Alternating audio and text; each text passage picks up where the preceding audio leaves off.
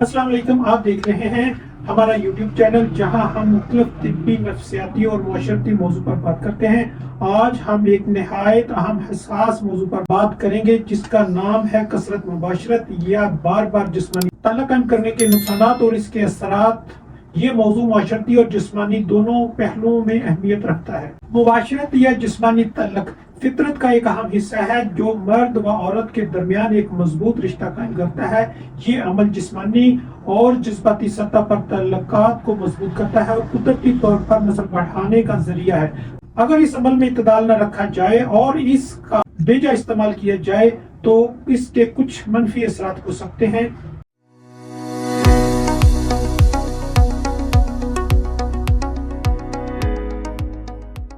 کثرت مباشرت کے جسمانی اثرات کو سمجھنا بہت ضروری ہے۔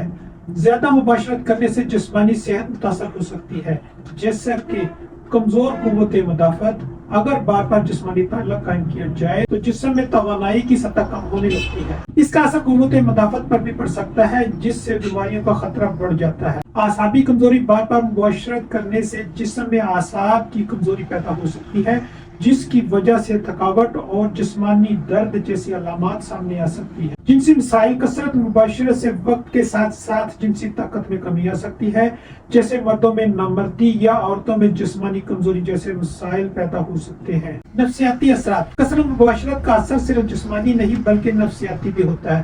انسان کی ذہنی صحت اور نفسیات پر اس کے مختلف اثرات ہو سکتے ہیں۔ پہلے نمبر پہ ذہنی دباؤ اور پریشانی۔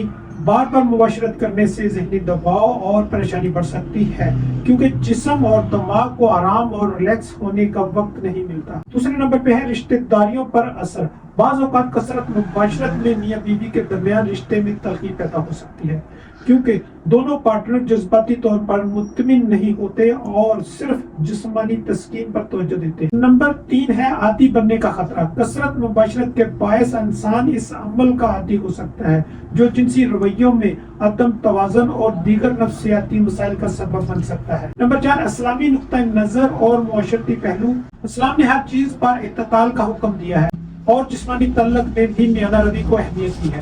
اگر انسان اس عمل میں حد سے تجاوز کرے تو اس کے جسمانی اور روحانی نقصانات ہو سکتے ہیں۔ نمبر 1 اسلام میں اعتدال کی تلقین۔ اسلامی تعلیمات کے مطابق مباشرت عمل صرف ازدواجی تعلقات کے دائرے میں ہوتا ہے اور اس میں اعتدال رکھنے کا حکم دیا گیا ہے۔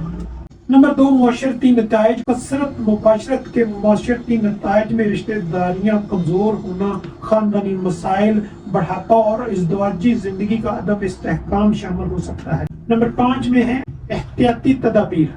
اگر آپ محسوس کر رہے ہیں کہ کثرت مباشرت سے آپ کی زندگی میں منفی اثرات مرتب ہو رہے ہیں تو چند احتیاطی تدابیر اپنانا ضروری ہے۔ پہلے نمبر پہ اعتدال رکھیں۔ ہر چیز میں اعتدال ضروری ہے۔ جسمانی تعلقات میں بھی میانہ روی کو اپنائیں تاکہ آپ کی جسمانی اور ذہنی صحت متوازن رہے۔ نمبر 2 صحیح غذا اور ورزش۔ صحیح غذا اور باقاعدہ ورزش آپ کے جنسی صحت کو بہتر رکھتی ہے اور کثرت مباشرت کے منفی اثرات سے بچنے میں مدد دیتی ہے۔ نمبر 3 ذہنی سکون اور ریلیکسیشن۔ دماغی سکون کے لیے مراقبہ، یوگا یا دیگر ریلیکس کرنے والی سرگرمی میں حصہ لیں تاکہ ذہنی تناؤ کم ہو سکے۔ کثرت مباشرت ایک ایسا موضوع ہے جس پر بات کرنا شاید بہت سے لوگوں کے لیے مشکل ہو، لیکن یہ ایک حقیقت ہے کہ اس کے جسمانی، نفسیاتی اور معاشرتی اثرات بہت زیادہ ہو سکتے ہیں۔ ہمیں اس بات کو سمجھنا چاہیے کہ اعتدال زندگی کے ہر پہلو میں ضروری ہے اور جسمانی تعلقات بھی اس سے مستثنا نہیں۔ اگر آپ کو یہ ویڈیو پسند آئی ہو تو اسے لائک کریں اور ہمارے چینل کو سبسکرائب کریں اور کمنٹس میں اپنی رائے کا اظہار کریں۔